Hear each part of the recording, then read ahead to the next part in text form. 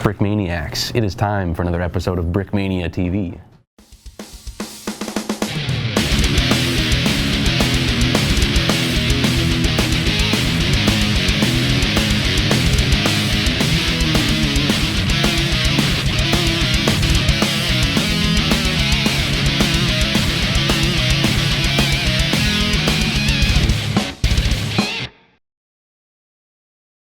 Cool.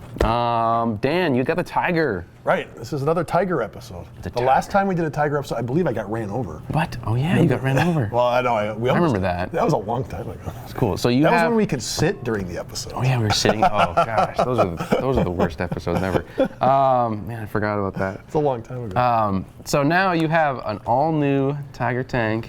Tiger 1, yes. Tiger 1. Tiger 1. Ausf. Which one is this? This is the E. E. Cool. So. Yeah, this would be like sort of a second generation Tiger 1. Let's just roll it right into the. So I have this cloth on here, so you can see it does roll quite well. It rolls okay on this surface, but it's even better. Yeah, it's very smooth. Cool. So this is let's go over a little bit of history. So, history of the Tiger tank. So, in a nutshell, the German army, the Wehrmacht, along with the German allies, the Italians and the Spanish and Romanians and all the other fair weather friends, all decided to invade Russia in 1941. And they were shocked to find out that the Panzer IIs, Panzer IIIs, Panzer IVs really didn't have the right weaponry and armor to take on the T-34 tanks that the Russians had. So in sort of a crash move, the German army, on direction of Adolf Hitler, decided they're going to build this super tank. I think it was already in the books in the early 30s or the late 30s, but they're like, okay, we got to revive this project because now we've met these Russian tanks. We need it now. Yeah, we need it now. So they built this tank. It's supposed to be like this juggernaut of a tank. It's basically they took the 88 gun, which proved its worth as in the anti-tank role in France, the invasion of France, where the Wehrmacht encountered some heavier French armored tanks, and their tanks really were ineffective against it. So 88 gun was the key to the Tiger. This massive amount of armor, this piece of armor right here, right in the front. Like, it looks crazy. It's square. It's like it's not. Most tanks you see this angled armor. This is 5 inches armor right here. This thing. It's like that much armor. Basically, any shell hits that, it's going to bounce off. Same with up here on the Glacius. So super tank, this juggernaut of a tank, can take on any Russian tank, and it's designed specifically for the steppes of Russia. So in Russia, there's a lot of wide open space, you can see for miles, and this tank, that gun, is a hugely powerful weapon. The shell travels at like 3,000 feet per second, super high velocity, will basically destroy anything at long range. Superior German optics means that these things they could find targets at a great range and know that their shells would actually be able to take out the tanks before the Russians could even shoot back at them. Right. So that's what the whole idea behind the Tiger. The main drawback of the Tiger, of course, is that being German and heavily engineered and superior in every way, it means it's like very expensive. Very expensive. And, yeah. They didn't make enough. They couldn't. They couldn't. The German economy just could not support the sort. I mean, it's basically a land battleship. Yeah. The whole concept. So yeah, one Tiger could take out 10 T-34s. The problem is there's always 11 T-34s. That was the sort of the mantra, and they're always fighting at a numerical disadvantage. So these Tigers are basically shipped all over the Eastern Front. Would plug gaps in the German line, stopgap measures, but there's never enough of them to actually be a meaningful offensive force. That's right. That's right. So terrifying in the field. Right, and the Tiger had such a gruesome reputation because this cannon was just like you could shoot through one tank and get the tank behind it. Nuts. I mean, it was that powerful, and it was so feared that it even there were so few of them, it had a huge psychological impact. When the Allies finally invaded France, they called it Tiger phobia. Whenever a German tank would be encountered, everybody was freaking out because, oh my gosh, there's a Tiger, and they wouldn't want to attack it because they were afraid of it. You know, even though it probably wasn't a Tiger, it was probably a Panzer IV or a Panther, but still, it had that such a psychological impact. Even today, everything's still compared against the Tiger. Right. You know, you hear the Abrams, that's the modern day Tiger. So there was a Tiger 1, and then of course they reshaped it, redesigned it into the Tiger 2, which are essentially, they're all still Tigers. Right. Just the two differences of appearance. The Ausf E was basically the last iteration of the classic Tiger 1 with all these straight sides, straight armor, this 88, particular 88. They did some improvements. They changed the way the cupola, the commander's cupola was on there. So it has some distinguishing features. There's only a brief period where you'd see it in this color. Yeah. So they're rolling off the assembly line in dark gray while they're making Panthers and other tanks in tan. So Dunkelgelb. Dunkelgelb. Yeah, and there's some pictures. Dunkelgelb, yeah. We have Dunkelgrau and Dunkelgelb. But this is our Feldgrau, I guess is a uniform color, Dunkelgrau, dark gray. You'll see pictures of the factories where they're building these things. There'll be a Panther right next to it. The Panther will be tan. This will be still dark gray. Probably just filling older orders. The sort of lower profile cupola was actually sort of a later incorporation. Kind of a gruesome, a result of a gruesome reoccurring event, whereas they had a Panzer IV cupola, this big round cylinder on there, and it became a favorite target of Russian gunners because if you hit it just right, the cupola would snap off and usually take the commander's head with it. So they built this, they made a lower profile, angled the sides just to eliminate that sort of gruesomeness. So now you know. Yeah. So, fact, right? You have, I don't know if you have any more history, but this is... I could go on forever. You can go on forever with the Tiger. Yeah. Everybody loves a Tiger story. The history of Brickmania, you have released quite a few of these. Right, the first Tiger, I think, was 2003. So this is like Tiger number 6. So yeah, it's Tiger 1 number 6, something like that. So lots and lots of versions, have lots of time to refine it. Every time some new pieces come out, I get an opportunity to fix it. Fix it, change it, make it better. This on an outside appearance is very similar to the last Tiger. It is one of the most popular tanks that Brickmania has ever released. Kits, I should say, and tanks. One of the big drawbacks is that it was getting so detailed that the price tag was really through the roof. So the last Tiger, previous one, was almost $500. I was like, let's make something, try to get it as close to half of that as I could, and this is what came out of it. So it took away most of the interior details. The last iteration had opening hatches, you could see the engine compartment, all that stuff. Got rid of all that. You could still, if you wanted, you could take the top off. You could fit the 2 drivers inside. It'll take a little bit of probably a little bit of futzing around. So let's just show this off right here. You do still have the opening hatches, so we can put the commanders, you know, the drivers in there. It does come with this one, the classic Commander minifig that we've been using for all our painters. This guy is relatively easy for us to make. So you could put your guys in there. You could take the top of the hull off and you could fit them down inside of it.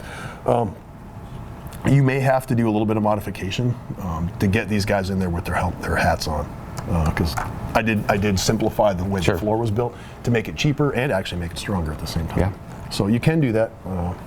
We figured, like, I mean, it's cool to get figures inside of the tank, but I mean, for the price tag, we can get a stronger, better, cheaper tank. And one of the biggest complaints that people have is that, or not even complaints, it's more of a suggestion. It's like, here, take away some of the details so we can actually afford it, to make it more like every person's Tiger. Sure. So that's what this is. We still have 4 opening hatches. So you have the 2 on the hull. You have the commander's hatch up on top here. So let's close that up. And then when everything's closed up, you can't even see the figures anyway. Right, you can't see the interior detail. It's cool, but you can add that yourself. It's a perfect mod, kind of a blank canvas for that. You do have a loader's hatch too. So you do still have 4 opening hatches. So we do have some those awesome details. Nice. So what else is on here? There's cool stickers. Right, there's a nice sticker sheet. So this is actually Tiger 131. It's the most requested one because obviously, if you pay attention to movies and stuff, you'll recognize this from from movies or certain museums, and you know that it actually was captured. Tiger 131 was captured in North Africa in World War II. So it still exists. It's in drivable condition at the Bovington Tank Museum in Britain now. So that's where the 131 came from. That was by popular request. We did do this kind of cool sticker sheet. Yes. So you actually have several these are actual turret numbers from Tigers that would have been period 1944. The Roman numerals, I don't know if you know this, but the Roman numerals are command Tigers. So it would actually have a little bit more antennas on here, but all the commanders would usually have Roman numerals to distinguish them. Sometimes you'll see them on the back of the turret bustle as well. Very cool. But we do have enough that you can make 4 or actually 5 different Tigers. Wow. So put those to, it's if you buy 2, you don't have the same numbers. So we're getting smart because we used to just give you 1 set of numbers. And chances are you probably have enough pieces in your own collection to get something kind of close. Right. And then you do get the new Balkenkreuz. So this version of the angled cross is fatter. If you notice that we sell a tile set that has the skinnier ones, those are early war. This is, and by the end of the war, they're making them fatter, so maybe more easily to distinguish in combat situations. One other cool feature about this we should talk about is that muzzle brake. Check this out. So let's get this close up. Yes, Camera Guy has been hard at work 3D modeling and 3D printing these brand new muzzle brakes. You've seen them in the past. Where did we first debut? We put one on it was the Ferdinand. Right. Tiger P. And that was using a different 3D printing technique. We have a brand new machine, produces a lot cleaner results, as you can see. We're getting closer to injection molding quality. It's not 100% there yet, but I think for our looks are smooth. It's if I wouldn't step on it. ABS plastic is fairly forgiving. This is more of a resin type, so it's a little bit more brittle. I actually did stomp on it a few times, and eventually it started, it shattered as opposed to Lego would probably more deform. Right. But if you're doing that, you're probably trying to destroy it. So, it is pretty dang durable. So. Right. So this is a new muzzle brake. It's not Lego. It's a Brickmania part. We're still experimenting with this. People are asking, of course, and they're going to ask, will you sell that piece separately? The answer is yes, probably. We're still trying to perfect. Probably. We're trying to perfect our technique before we say, okay, we're going to go to mass production. Of course, if it's got a Brickmania name on it, we want to make sure it's a decent element. Mm-hmm. So it's kind of experimental in this tank, but we believe we can get this down and make copies. We're still sort of sitting on the fence. Maybe we'll try our hand at injection molding too. So we will see. Yeah. So it's been a ton of fun experimenting, doing prototypes with this. Let us know what you think in the comments regarding the muzzle brakes, and even what do you think about this model? I think it's really solid. It's super solid. Super That's solid. for sure. It is durable. You can play with it. You do have, a full range of all the cool features that normally you'd see. A lot of our customers say, hey, I build it once and I put it in my display case. I don't take it apart. So we listen. This model's for you. Right on. Anything else you want to go over? Yeah, well, other stuff. There's tons of stuff. It does have like semi-functional suspension. Let me just check that out. See that. You can roll over, small obstacles and have it pose a suspension. Also, side note, going with this, we have the World War II .44 Panzer Commander. Right. This is we just restocked. This is one of the most popular figures, but because the Tiger was coming out, we did a limited restock, and we have the .44 Panzer Commander. He does come with the stand and a clamshell. Yeah, so he's pretty fancy. He's going to cost you about as much as the tank, right? Yeah, right. No, it's not that much, but yeah, it's a premium figure. You do figure. You do get the traditional black Panzer wrap Commander with it, but then this under the arm printing. There's some texture printing on that insignia on the side. Yeah. Really, that's the figure you want to get when you want to bring this to the next level. Yeah. Very cool. You'll rebuild this completely in ambush camouflage colors. Yeah, absolutely. There'll be nothing left of the original tank. With your own pieces, I don't know. Of course. Yes. That's it. That's it. We want to show that guy off. Very cool. Super excited. We're going to try and keep this guy in stock as much as possible. Right. We made 100 kits for the holidays. When they're gone, we won't see any more. This is going to sell out before the holidays or before Christmas. So do not wait. Yeah. Don't wait. Unless you want to. If you want your holidays to be not as good as they could be. If you want to have a Tiger Christmas. If you want a Tiger Christmas. The superior Panzer Christmas. Do not wait. What does that mean? Do not wait. Get this while you can. Right. But we will try it and keep it in stock throughout the year next year. It's a restockable item. We're definitely try to eliminate pieces that would be harder for us to get. Cool. All right. That is the episode for more information, check out brickmania.com. Thank you very much for watching. Thank you. Like, comment, subscribe, stuff like that. Ring Social bell. media. Yeah. Ding. Ding. Cool.